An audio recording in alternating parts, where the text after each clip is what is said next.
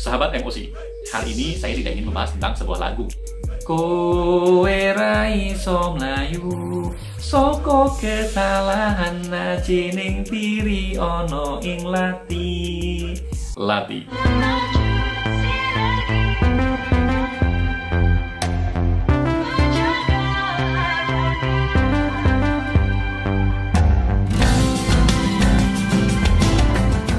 Assalamualaikum warahmatullahi wabarakatuh. Halo, apa kabar teman-teman, sahabat emosi dimanapun teman-teman saat ini berada. Mudah-mudahan tetap dalam kondisi yang sehat, semangat, dan dimudahkan dalam segala urusan. Saya senang sekali bisa hadir kembali dengan teman-teman, menjadi sebuah kebanggaan, menjadi sebuah kesyukuran, bisa terus membersamai teman-teman di channel yang kita cintai ini. Mas Oji Channel, tempat berbagi, motivasi, dan inspirasi. Oke, dalam beberapa minggu ini kita mendengarkan sebuah lagu yang sangat trending, ya, lagu yang trending dari Indonesia dan bahkan trending sampai ke dunia. Nah, teman-teman pasti udah tahu lagunya dari Weird Genius dengan Sara Fajriya, judulnya Lati. Saya bukan mau nyanyi tentang lagu Lati, saya juga tidak ingin ngomongin lagunya, tetapi kita ingin ngambil satu kata dari judulnya, yaitu Lati. Kita tahu bahwa Lati berasal dari bahasa Jawa, berarti lidah atau lisan. Ini menjadi kata penggalan yang berasal dari sebuah istilah dari bahasa Jawa yang berbunyi ajining diri sokoing lati, atau harga diri seseorang itu dinilai dari lisannya atau lidahnya. Hari ini kita ingin membahas tentang 5 bahaya lati atau bahaya lisan.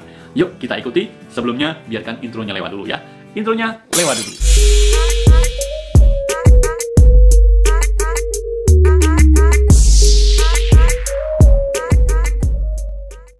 Selain hati, tidak ada anggota badan yang paling berbahaya kecuali lisan. Nah, teman-teman sudah tahu bahwa begitu bahayanya lisan atau lidah kita itu, kalau tidak bisa kita jaga, kalau tidak kita hati-hati menjaganya, menjadi pintu keburukan-keburukan yang lain yang menjerumuskan kita kepada kesalahan dan dosa-dosa yang fatal. Nah, apa saja bahaya yang ditimbulkan dari lati itu? Ini dia. Yang pertama adalah ghibah. Ghibah adalah bahaya yang ditimbulkan dari lati atau lidah itu sendiri. Apa itu ghibah? Ghibah itu sama dengan menggunjing, teman-teman. Membicarakan orang lain di saat orang lain tidak berada dengan kita. Membicarakan dengan orang-orang yang ada di sekitar kita.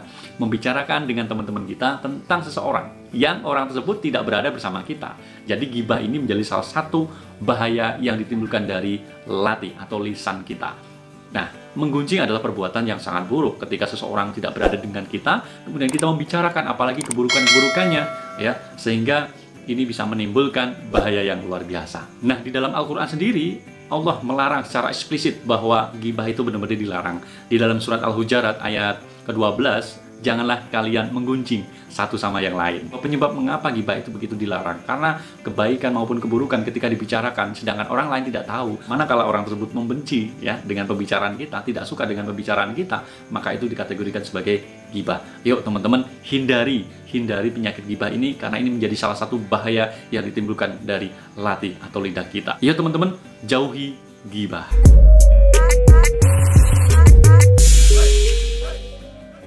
Yang kedua, nah teman-teman, yang kedua, bagian dari bahaya yang ditimbulkan dari lati ini adalah adanya fitnah. Fitnah hampir mirip-mirip dengan ghibah, tapi beda ya. Bedanya apa? Bedanya beda-beda tipis, betil ya. Fitnah dan ghibah itu tadi. Kalau fitnah ini membicarakan seseorang yang orang lain tidak ada di situ, itu membicarakan keburukan-keburukannya yang belum tentu ada kebenarannya. Nah, fitnah adalah membicarakan keburukan-keburukan seseorang yang mana orang tersebut tidak melakukannya. Ini fitnah. Ya, maka bahaya fitnah ini betul-betul yang harus kita hindari, karena fitnah istilahnya sering orang mengatakan fitnah itu lebih kejam dari pembunuhan. Maka kita bicarakan kebaikan-kebaikan orang, kalau kita bicarakan keburukan orang sementara orang lain tidak melakukannya, ya, kita dengan santai mengatakan tentang keburukan-keburukan seseorang yang mungkin kita tidak tahu kepastian dari keburukan-keburukan itu, dan bahkan keburukan-keburukan itu tidak dilakukan sama sekali oleh orang yang kita bicarakan. Inilah fitnah yang kita bicarakan. Nah, bahaya teman-teman. Inilah bagian dari bahaya lati atau bahaya lisan kita yang bisa menjerumuskan kita kepada fitnah. Nah, hindari fitnah, ayo kita jaga lisan kita agar kita tidak sembarangan ngomongin orang, apalagi ngomongin keburukan-keburukan orang yang belum tentu ada kebenarannya. Bisa jadi yang kita bicarakan ini adalah fitnah yang bisa menimbulkan perpecahan, yang menjadikan kita terjerumus dari dosa-dosa besar. Hindari fitnah, jaga lati kita.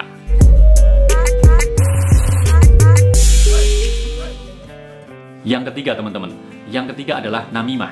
Apa itu? Yaitu adu domba.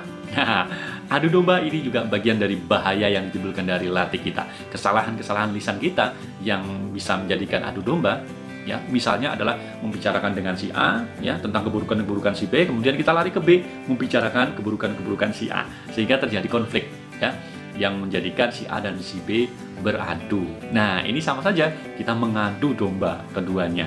Maka bahaya latih, kalau salah-salah kita tidak bisa menjaganya, bisa jadikan konflik orang lain atau mengadu domba sesama teman, sesama saudara. Karena tidak jarang ya teman-teman, adanya konflik sosial di tengah masyarakat, entah itu terjadi pertikaian, bahkan sampai kepada pembunuhan, ini akibat dari kesalahpahaman yang disebabkan oleh adu domba ini.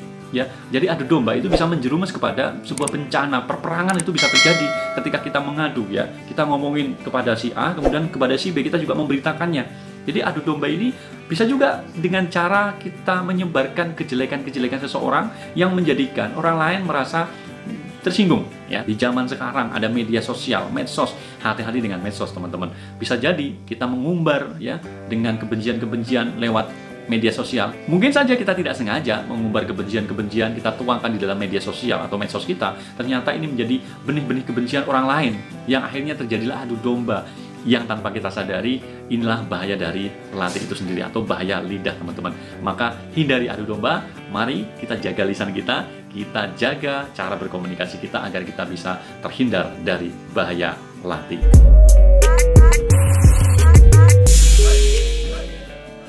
Yang keempat, teman-teman, bahaya yang ditimbulkan dari latih atau lisan kita ini, yang keempat adalah dusta atau bohong. Ini menjadi salah satu perbuatan yang paling dibenci Allah, yaitu kedustaan atau kebohongan.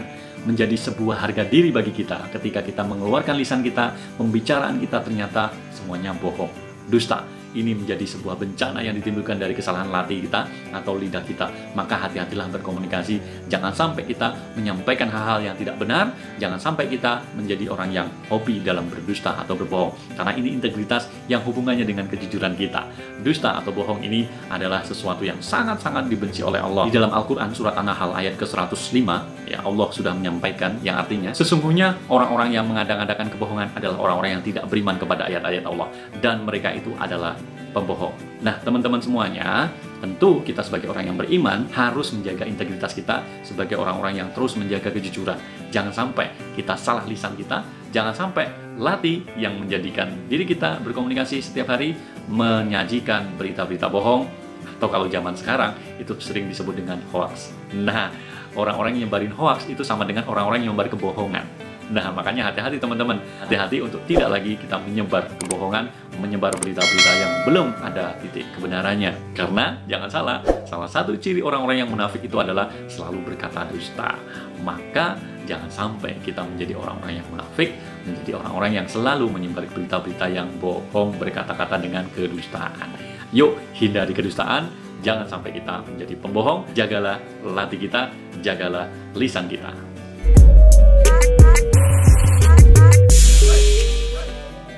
Yang kelima, teman-teman semuanya, ini bahaya lisan atau bahaya latih yang kelima, yaitu suka mencela. Timbul dari sebuah perkataan, dari lidah kita, dari lisan kita, yaitu kebiasaan buruk yang disebut dengan suka mencela. Mencela itu menghina, ya, ngejek lah. Dengan ringan kita sampaikan, tetapi ternyata menyakiti hati orang lain. Ya, menghina, mengejek, mencela, atau apapun lah namanya, ya. Mungkin dengan candaan kalau zaman sekarang itu membuli lah dengan perkataan-perkataan kita. Dengan lidah kita yang tidak terjaga, kita tidak sadar bahwa perkataan-perkataan kita itu ternyata menyakiti hati orang lain.